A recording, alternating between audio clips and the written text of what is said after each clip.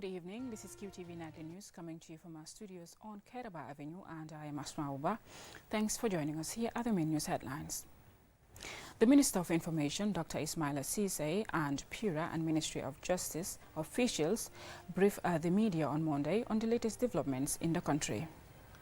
The National Bakers Union held its maiden General Assembly on Saturday at the Q-City Banquet Hall in Bijilo. The Women Journalists Association of the Gambia, with support from Freedom House through its Promoting Rights and Justice in the Gambia project, launched its 6-month mentorship program for 20 women journalists. In international news, in a stunning turn of events just a month before the Democratic National Convention, President Joe Biden announced on Sunday that he was dropping out of the United States presidential race. And in sports news, 7 Gambian athletes will compete at the Paris Olympic Games in various sporting disciplines, as all is set for the commencement on July 26th. These and other stories coming up. Do stay tuned.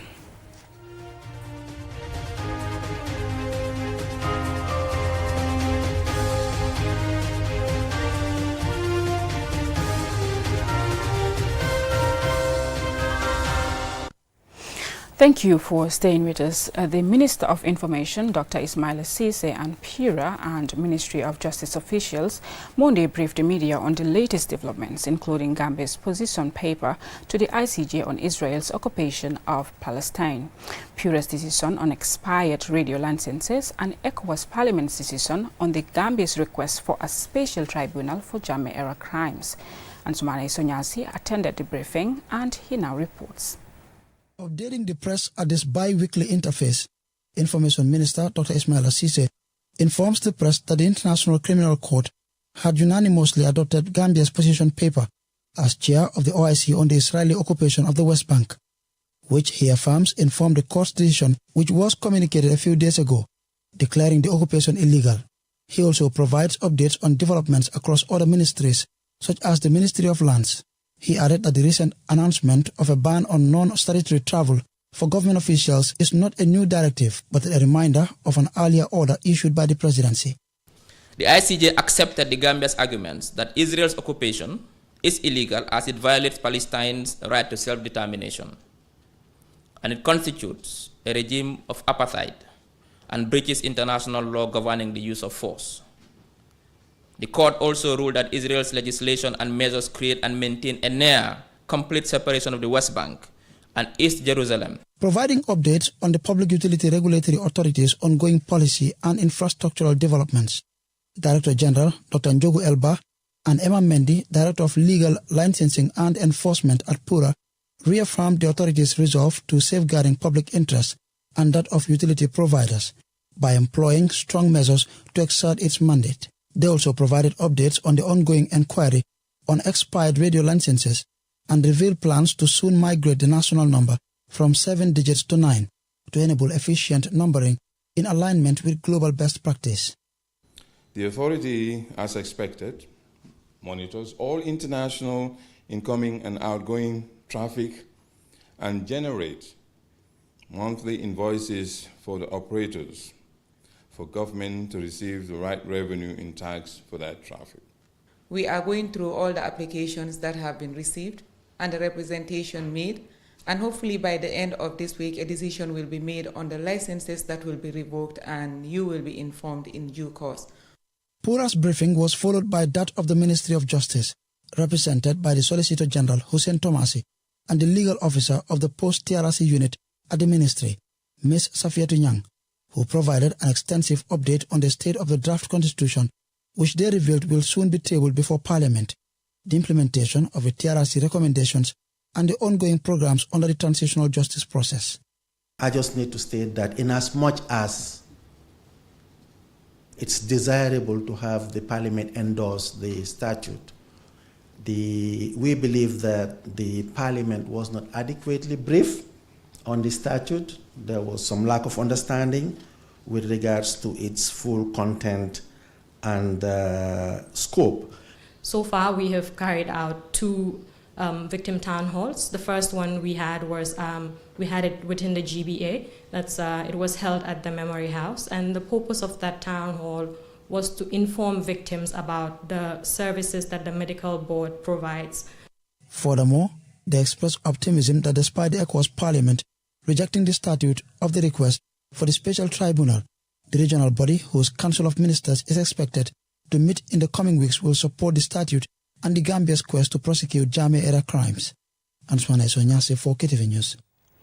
The National Bakers Union held its maiden General Assembly on Saturday at the QCity Banquet Hall with their theme, Setting Standards and Quality Within the Sector for a Healthy Population.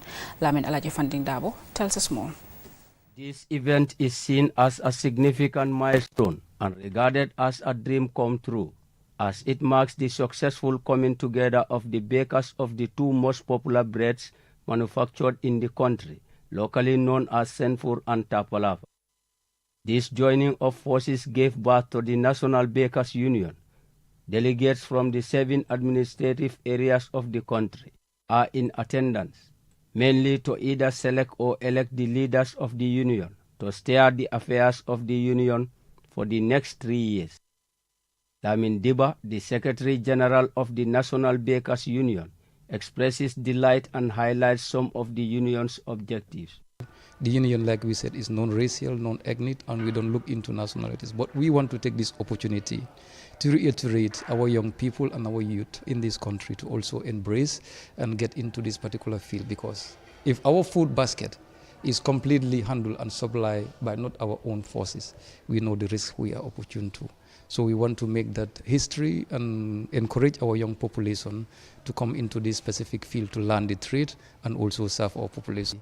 The Gambia Competition and Consumer Protection Commission, GCCPC, was represented by one of its investigators, Lamin K. Sedi. Coming here and then knowing what they want to achieve in the future, I think we will also step in we usually do this, but we will further continue with it to organize more trainings for them to be able to understand competition and also the anti-competitive acts like price fixing. Here is Amadou Tijan Jallo, who was unanimously selected and declared unopposed as the president of the National Bakers Union. Our next engagement, we are going through the right channels. We are not going to offend anybody, but we are going through the right channel. We will engage from the Minister of Local Government and Land, then to the governors, to the chief, and to the alcalos, because every bakery is residing within the communities. As we know, the challenges we have in the bakeries, coming to price, that one will be addressed seriously. Hygiene, cleanliness in our bakeries, it has to be paramount, because we are going to set a system that you know that we are going to serve each and every bakery the routine system of cleanliness and then the standardization we need, so that everyone will be given your own due.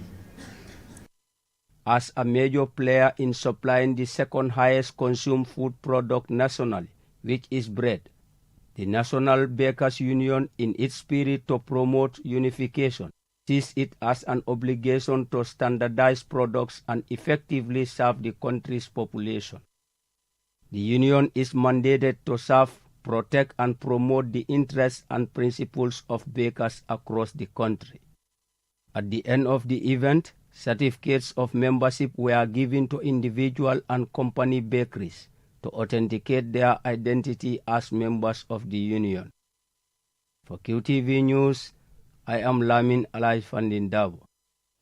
Now, the Women Journalists Association of the Gambia, with support from Freedom House through its Promoting Rights and Justice in the Gambia project, launched its 6-month mentorship program on Friday for 20 women journalists.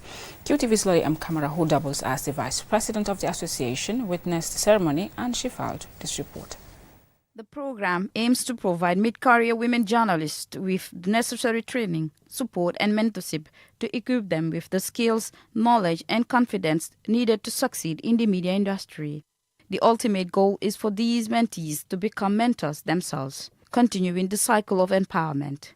Annette Kamara, Wojek's president, expressed her heartfelt gratitude to the partners for their tireless support to the association since its inception. She urges the mentees to be committed to the program. We are expecting you to actively participate in all program activities, apply the skills and the knowledge gained, utilize the feedbacks for improvement, build professional networks, and uphold ethical standards in their journalistic practices. Their dedication and engagement are crucial to the success of this program. The program aims to empower and equip these journalists with the necessary tools and resources to excel in their field. Nene McDowell-Gay, the guest speaker of this event, spoke on the theme of overcoming challenges and barriers in journalism for women. You will see things like sexual harassment, less pay that are men colleagues, gendered roles, that is assigning women the soft roles, and of course that has to do with stereotyping. Also hostile environment, poor representation in leadership roles within media, organizations, online harassment and abuse. Also, you'll see work-life balance, as women's roles at home could be demanding as wives and mothers, and media work has its own demands as well. Here is Demba Kande, Deputy Chief of Party at Freedom House, one of the sponsors of the program. Think of mentorship like a garden, where you have very young plants or at the nursery level that needs care, they need sunlight, they need water, and they need a lot of nurturing. And think of our veteran journalists as the experts that have all of the needed seasoned experience, wise and might, and I would say fabulous styles that they have. All of these people are here to provide you all of the support and all of the guidance that you need. Through this mentorship, these journalists will have the opportunity to learn from experienced professionals in the field and receive guidance on various aspects of journalism, including ethics, storytelling, and investigative reporting. It is an opportunity to learn from people who have been in my shoes before, and then they're at a place that I aspire to be today. So I am so glad that I'm given the opportunity to participate in the mentorship program and then learn the things that will enhance my skills in breaking the barriers and overcoming the challenges in the newsroom as a female journalist. This program is very important because we have people that have gone through this thing, people who have experience. So these are people that are going to train us on how to work on things, especially us as young journalists and female also, how to protect ourselves from maybe sexual violence, how to protect ourselves from being neglected. This program highlights the commitment of both women journalists in the Gambia and Freedom House to promote and support journalistic excellence in the country. QTV News, Lolly M. Kamara. That story by Lolly M. Kamara on the women journalists will take us to a commercial break, but when we return, we have more stories for you. Don't go away. Hello, boss. Operation launched. Go on, Bomber, go on.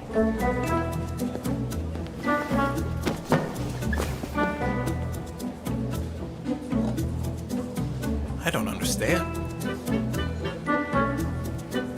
I don't understand. What is it, Bomber? Hello, boss. I don't understand. Amazing discounts on all the best products. But it's really easy to understand. During Butty Days, take advantage of exceptional discounts up to 50% on tile, sanitary, and light. From June 29th to July 13th, you will be splurging. Butty Mat, welcome home. Dear QTV viewers, we have an important announcement for you. Starting from the 12th of August 2024, QTV will be broadcasting on a new frequency. To continue enjoying your favorite shows, please make sure to update your satellite settings to our new frequency before the 12th of August 2024. QTV's new frequency is Eutelsat 7A, 7E, transponder 12686H30000. With this change, we aim to bring you an even better viewing experience with clearer picture and sound. We apologize for any inconvenience this may cause and thank you for your understanding. Stay tuned to QTV, where your favorite programs just keep getting better. QTV, a new era in broadcasting.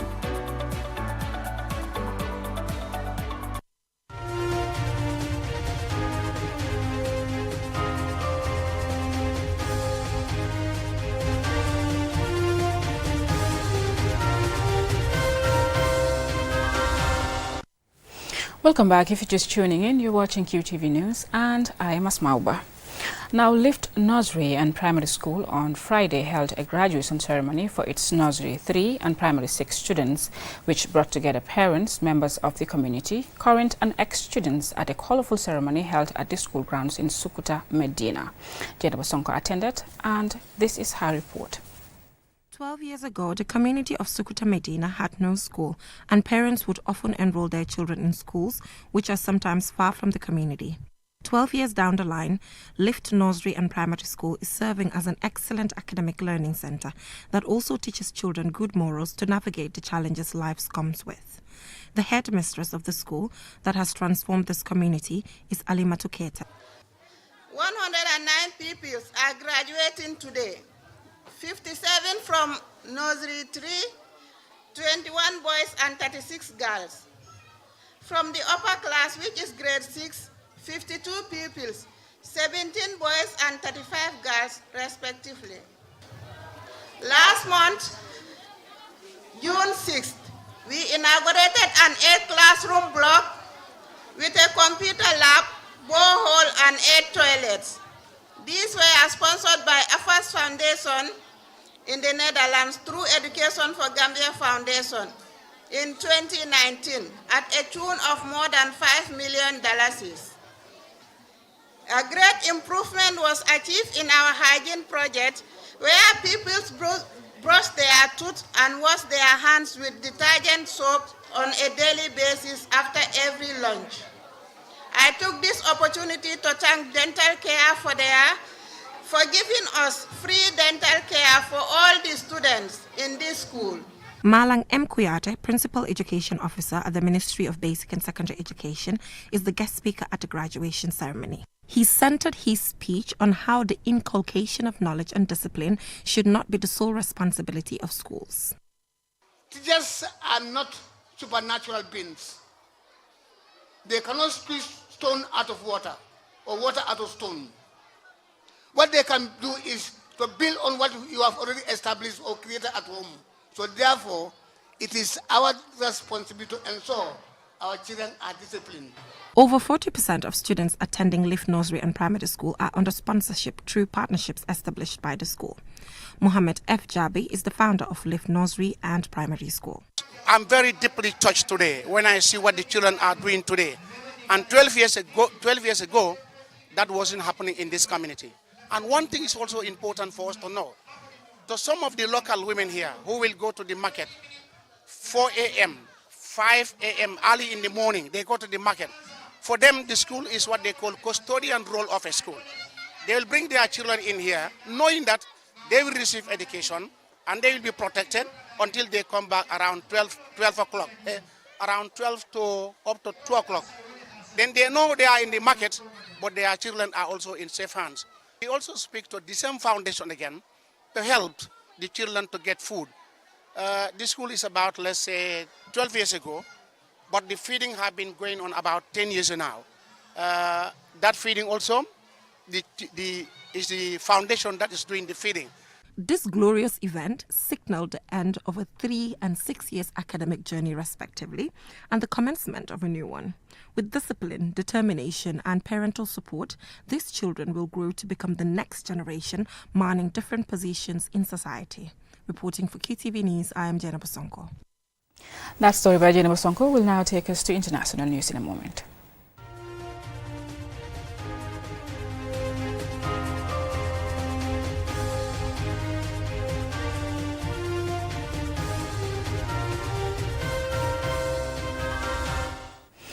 In a stunning turn of events, just a month before the Democratic National Convention, President Joe Biden announced on Sunday that he was dropping out of the presidential race. While he will complete his current term, he has shown his full support behind Vice President Kamala Harris as the Democratic Party's new nominee. Lena E. Guiniba has the latest. President Joe Biden, whose extensive political career spans from serving as a U.S. Senator for Delaware to Vice President, has reshaped the U.S. election landscape with his unexpected decision. Despite securing 3,896 pledged delegates during the Democratic primary contest, far surpassing the required number for the nomination. Biden cited personal reasons for his withdrawal. My fellow Americans, I want to speak to you tonight about the need for us to lower the temperature in our politics. And to remember, while we may disagree, we are not enemies. We're neighbors, we're friends, co-workers, citizens, and most importantly, we're fellow Americans. Shortly after his announcement, he endorsed Kamala Harris via Twitter, stating she was his best decision as vice president. Kamala Harris, who has served as San Francisco's district attorney, California's attorney general, and U.S. senator, has made significant strides in criminal justice reform, healthcare, and civil rights. Her extensive experience and pioneering leadership position has her as a formidable candidate for the presidency. Are you ready to make your voices heard? Do we believe in freedom? Do we believe in opportunity? Do we believe in the promise of America? And are we ready to fight for it? And when we fight, we win. Harris, honored by Biden's support, pledged to work tirelessly to secure the nomination. However, the final decision rests with the delegates who previously voted for a Biden-Harris ticket and will determine the Democratic nominee at the convention next month. Public opinion surveys, such as one conducted by the Pew Research Center, show a challenging road ahead. Following a disastrous performance by Biden in the June 27 debate, former President Donald Trump leads Biden by 4 percentage points among registered voters. Harris's approval ratings mirror Biden's, and her head-to-head matchup against Trump indicates similar results. As leading Democrats, including Bill and Hillary Clinton, rally behind Harris, notable figures like former President Barack Obama have yet to make explicit endorsements. Celebrities and public figures are also showing their support for Harris. For 37 years in the service of our nation, first as a congressman, as a senator, and as vice president, and now as your president, I have put the unity of the people first. I have put it ahead of any divisive partisanship. And in these times, as in times before, it is true that a house divided against itself by the spirit of faction, of party, of region, of religion, of race, is a house that cannot stand. This historic shift, similar to the 1968 withdrawal of President Lyndon B. Johnson, raises critical questions as the first Democratic Party presidential nomination ballots approach. Will Harris secure the nomination and lead the Democrats to victory? Or will the Republicans reclaim the White House with a Donald Trump win? Only time will tell. Reporting for QTV News, I am Lena E. Gwenyiba. Let's now take a look at sports news in a moment.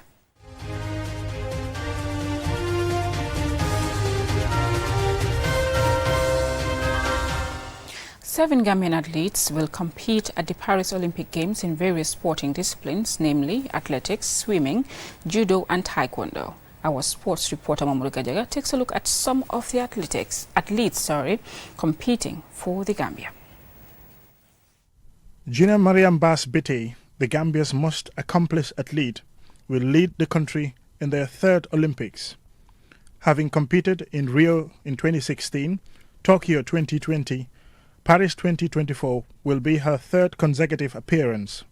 Gina Mariam Bass Bittey, who signed an endorsement deal with QCell as a brand ambassador 2 weeks ago, is anticipated to continue her great form this season in Paris. She won 2 gold medals at the African Games in Ghana in the 100 meters and 200 meters, and also won 100 meters gold in the African Senior Championship last month. Ibrahima Kamara, fresh from smashing his own national record and setting a new one, will hit the tracks in Paris after becoming the first Gambian to run under 10 seconds. Despite failing to secure a qualification time when the window was open, his recent achievement should serve as a morale boost as he competes against the world's quickest sprinters. This will be his second Olympics, having also competed in the Tokyo Games of 2020, when no spectators were allowed due to COVID-19 restrictions. Sanu Jallow will represent the Gambia in the 800 meters at the Paris Olympics. the Gambian long-distance runner based in the United States, has smashed the 800 meters national record in 1 minute 59 seconds. She was competing for Arkansas College women's track and field team, which won its second consecutive NCAA Indoor Championship in May of this year at New Balance in Boston. Her performance qualified her for the Olympic Games. In January, Sanu posted the fastest collegiate time, 1 minute 26 seconds, to win her first event of the season in the 600 meters. Sanu Jallow hopes to make it out of the first round. Judoka Fayenjai of the Gambia, a Commonwealth Games silver medalist and two-time African bronze medalist, is making his third Olympic Games appearance in a row. Fayenjai qualified for the Olympics after collecting enough points to earn a continental quota slot. Gambian judoka Fayenjai has stated that his category at this year's Olympic in Paris, France, will be extremely challenging. However, he says anything is possible, and there is no question that he will strive to provide the best performance at the 2024 Olympics. Alassane Anne is a young Gambian based in the United States. He will represent the Gambia in Taekwondo. It will be the first time the country is represented in this discipline at the Olympics. A bronze medalist in the 2022 African Championship was one of the positives from Anne's first year as a Gambian athlete. In swimming, two Gambians, Usman Job and Aminata Nia Barrow, will take to the waters in Paris.